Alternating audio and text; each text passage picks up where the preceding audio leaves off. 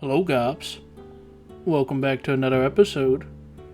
I hope this isn't your first, and it probably is. I am the Goblin King. I do RPG stuff, okay? Today, I'm reading tabletop RPG horror stories, okay? But that's not the only thing I do. I go on rants. I talk about video game RPGs. I have a Final Fantasy series that I do. See how streamlined I'm making these intros now if you're a returning viewer. If you're not, you get to become a gob, so subscribe. Become a cool, epic gob. Who doesn't want to be a funny little green goblin, okay? You get to be green.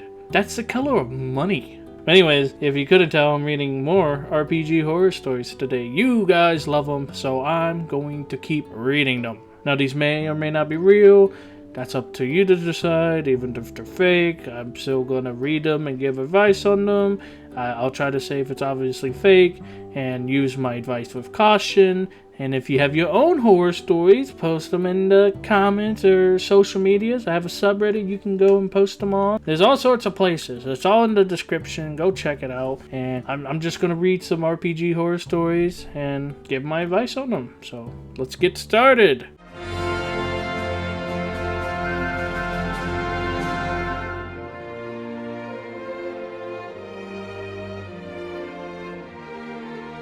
It's our first story from Uzazaza.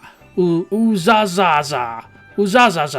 I don't know how to say it. It's there on the screen. A player in my group sat through the whole 4-hour session without basically any interactions.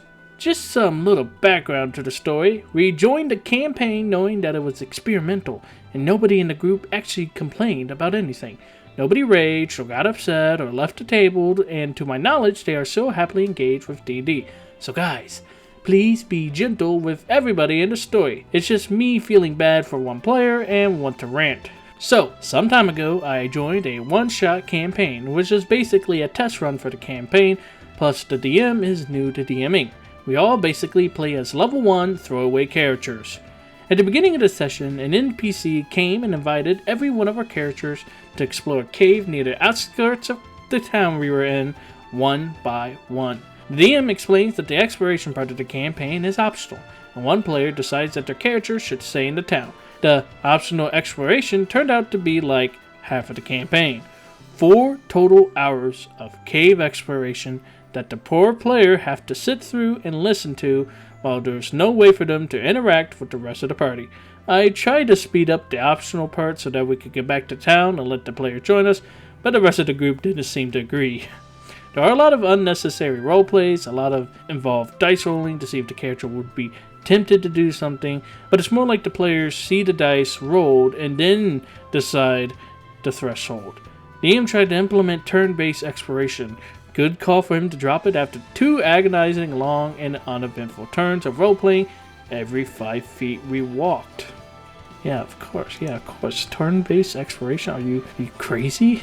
If you're gonna do turn-based, at least do like day by day. I think Pathfinder 2e does it day by day. Anyways, doesn't help with the poor players' engagement when session 2 only consists of a short role-playing on investigating a relic rebrought back from the cave. Which then doesn't really have a chance to, okay, I'm trying to read this. Whenever I edit these, I paste the text verbatim of what the story had. I don't edit it, I don't change the grammar. I change the grammar as I read it, sometimes for the better, sometimes for the worse. Is it me, or am I just that bad of a reader? I don't think I'm reading that bad. I think this is the way the OP typed it. Nothing against him, I'm just like, I'm just having some hard time here trying to read it, but what, gob stupid or something.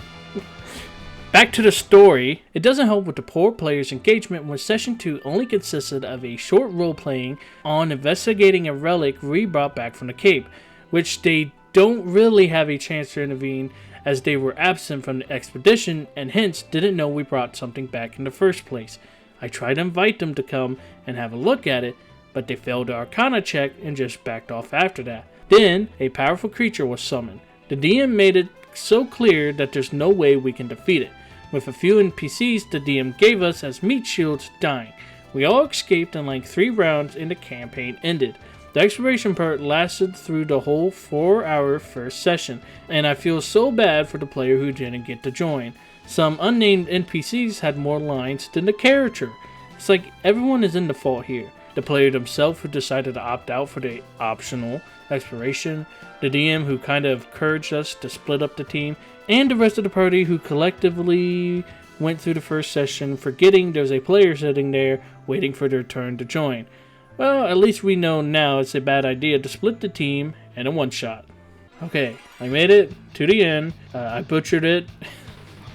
But this isn't about grammar. It's about the story. And yeah, that sucks sitting there for 4 hours. The DM should have had some way to put them in there. But as OP said, the player themselves should have spoken up. It's like, hey, can I be part of this? Can my character just, walk along there, skip the travel, and join up with the party since it's optional in quotation marks? And this isn't the War Horror story. It is lighthearted. It's just a poor player, and they're still playing afterward. And so apparently they're not that disgruntled about being left out for the first session. But OP or someone should speak up next time, like, hey, maybe talk to the player and see if they actually didn't mind it, or maybe they are just being quiet and they don't want to interrupt. But yeah, that's it. Check on your players, guys. Not only as the DM, but as a player. Check on the other players and see if they are actively engaging, if they want to engage, and that's about it. Share the spotlight, as they say. But anyways, let's move on to our next story. Our next story comes from Ria of Sun. I think that's how you say it. What is up with these names today? Anyways, new player nightmare. Hold on, let me get your official gob juice. Can we call it something better, guys? Come on, marketing team. You're the guys who come up with all the crazy ideas. Come on. Go drink your water. Water check. Water check. I see you with those dry mouths. It's summer, okay? Go drink your water. Stop being dehydrated. This video's a mess. I've been DMing for a little over 9 years now, and I recently started a new campaign with a bunch of my friends. I've been running games at a youth center in my area that I volunteer at and wanted to play with adults, assuming that I would have more mature players. Oh, how wrong I was. The group consists of 2 of my personal friends, my girlfriend, and a friend of one of the other players. We made it 2 sessions in, and it is already a nightmare. Red flag number 1. Before the campaign even started, they asked if they were allowed to refer to NPCs and PCs as cunts, because it was how her character would think. I very quickly shut that down and thought that would be the end. Again, very wrong. Red flag number 2. Our first session, they showed up 30 minutes late and refused a list of the boundaries that the rest of the players had set out. Assumed they would reach out for them later, yet again, wrong. Red flag number 3. Our last session, there was some in-character conflict and their character ended up getting shoved down a hole into an ant keg barrel. They're D&D monsters that look kind of like really big praying mantis mixed with an ant. Picture on the screen. Boom. The character who pushed them followed them in almost immediately, but they still started yelling and betraying the player out of character. I had to step in twice to get them to stop. After the whole ant keg debacle, the farmers that they had helped gave one of the party members, who happened to be a satyr, a pie. They approached the brass line, basically fantasy trains that are powered by fire elementals, and the problem players started non-stop asking me about the details about the train. I tried to make a joke about how little I know about locomotive history, but they just kept asking. We spent 10 minutes out of game talking about the details of this train. I eventually managed to push us along, and the character who originally had the pie split it amongst the party. She kept a few pieces to herself. Since she's a satyr, we wanted to play on the gluttony and some of the classical myths, and this player hooked onto it. One of the banned topics at our table is negativity towards food/diet culture, because some of my players struggle with eating disorders. They immediately started shaming them, surprisingly aggressively, and even though I tried to get them to stop, they just kept going. I eventually had the party pet, a pseudo dragon that hatched during the first quest, use its sting attack on the character, who ended up rolling poorly and going unconscious. Edit: to clarify, the conversation surrounding food was completely in character.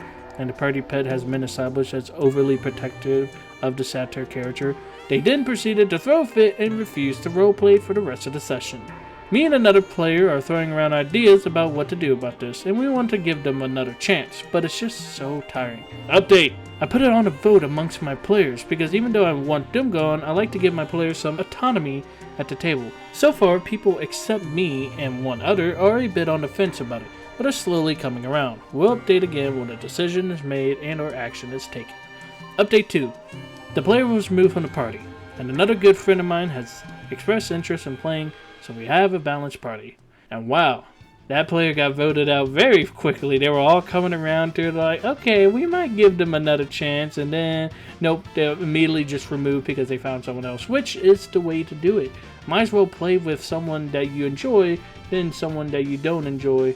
Sometimes it is important to have the players have autonomy, but if you shouldn't personally have to deal with someone that you don't like being at the table just because everyone else likes them. If you're not having a fun time, then why even be there? Wanting to call women cunts, I just don't get it. That's what my character would do. Yeah, make a more friendly character next time. The second red flag was showing up 30 minutes late, which yeah, unless they had like a valid reason or something, but it's from the OP, it sounds like they didn't really have any reason. They just showed up late just because. Now that's not really a red flag in my opinion. I mean, it kind of depends on afterwards, like if they didn't care or give a crap about it, which it kind of seems like they did. But it's not really that big of a red flag. It's a red flag when it constantly keeps happening. You set a time, and then they just show up 30 minutes, hour late, then yeah, that's going to start being an issue if they don't have a good excuse, or not even an excuse, or just a valid reason. And then issue number 3, yeah, if you have banned topics at the table and you aggressively start breaking them, I don't know what you expect to not get booted. If people don't want to talk about stuff like that, don't actively talk about stuff like that. It's like a DM who asks, what are you not comfortable with? Oh, children getting hurt? Hee, time to put children getting hurt in my campaign so I can make them uncomfortable. Yes, don't do that, guys. If people have certain topics that they don't want to talk about, then follow through on it. It's not that difficult. Now, obviously, it can get pretty dumb, so take everything with a grain of salt, you know. But base it on your personal experience, okay? I'm just looking at this as overall. If someone doesn't want to talk about something, then don't talk about it at the table. But yeah, guys, don't put up with crappy behavior. Make sure you are having a fun time, and there are players that you enjoy being around. And let's just move on to our final story. These have been fairly lighthearted, nothing like crazy, no like essay or anything. These have been really nice. Now it's time for our last story. I have no idea what's in it. Sometimes I like to leave you guys on cliffhangers, on the edge of your seat. Our final story comes from That Muffin Guy. My character got stolen and became far worse. Violence warning. Got reminded of a story a few weeks ago. Content warning about violence, tortures, and mentions of essay.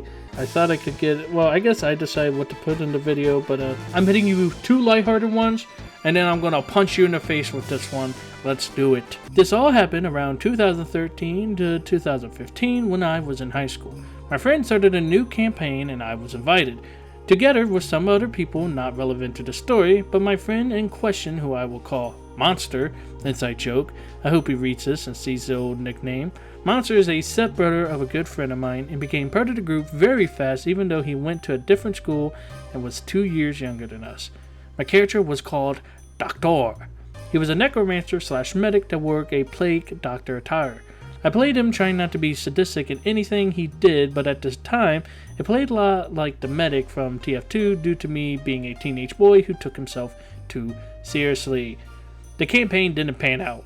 I think it went on for some 10 sessions, maybe less. Around that time, we were finishing high school, so we didn't play together. Monster eventually went on to play with some of our other friends, with Doctor. I'm not going to be here and say it was a very original idea of a character, but come on, it must have been a couple months from the end of that campaign and the start of the other. This one went on for longer than ours. Some time later, I met up with some of my friends from that group and they started telling me about that campaign and Monster's character, and that's when I noticed the similarities. But it didn't stop there. They hated Doctor, kept the same name by the way, because Monster decided to play him as a psychotic lunatic that started killing people out of the blue. They told at the time Doctor decided to poison a beer keg and gift it to some homeless people, or when he tortured a prostitute because he paid her for the time. Being a teenager, I just shrugged it, trying to look tough and all. Then came the bombshell. Monster made Doctor kill a father in front of the daughter, and then he wanted to kidnap the kid to have her as a personal slave, implying very bad things to do with her. The DM, one of the people telling me the story, said it was enough and told Monster to retire that character. How far did they get? Did the DM let them take the... Oh no, I was reminded of it because my friend, Monster's stepbrother, was telling me that he got accepted in a local hospital to start working as a nurse. That sparked the memory of Doctor in us and everything that went down at that time. I still talk to Monster. He eventually became a stable person after doing some therapy and putting his aggression on League of Legends instead of his fellow RPG players. Oh my gosh. I'm not laughing at, I'm just laughing at the absurdity that this story went down. Oh my, what can I even say? DMs, don't let psychotic people into your campaign unless that's the type of campaign you're running. Secondly, don't let that happen to the whole last section of the second paragraph there, or whatever on the screen with the whole kidnapping the daughter. Don't let that happen. Dude, please. You don't need that type of stuff. Hey, check out my Dark Themes Gobs Rants videos for my opinion about dark themes and video games. This wasn't even a dark theme. This was just a edgy high school kid. So we'll just mark it up as don't be an edgy high school kid. And that's it. That was the dude. I told you I would punch you guys. Maybe it's not that big of a punch. There was all that warning. You know, I see the warnings and I don't expect it. Like I said in my last video, I read the title. You just don't expect it. You just like, okay, let's see what happens. You know, you're expecting the usual, and then there's just something in there that just sidewinds you in the face. So, what do you guys think of the stories today? Do you have your own advice about the stories? Do you have your own stories that you want to tell me? Like I said, it's in the description, and they don't have to be tabletop. They can also be MMOs or just single player horror stories that you have. Obviously, don't talk about like, well, this one time I was playing this game and I got really dicked over by this battle system or whatever. You know, it's RPG horror stories. Just tell me for all types and all varieties. I will read it. So thank you guys for making it this far. If you watched till the end, or if you skipped, I don't know why you skipped. Maybe to avoid the content warning. But anyways, whether you watched the whole video or you're seeing this, thank you for watching. Thank you to the people who uploaded to the subreddit, or the RPG horror subreddit, because no one uploads on mine. I don't even upload on mine. But hey, it's down there in the description. And that's it for RPG horror stories. If you want to see something different, then let me know. Maybe you have an RPG system that you want me to review. But hey, if you guys want to go check out my other videos, make sure you subscribe, become a gob. And I hope you gobs have a lot of a day. May your adventures be free from terrible people.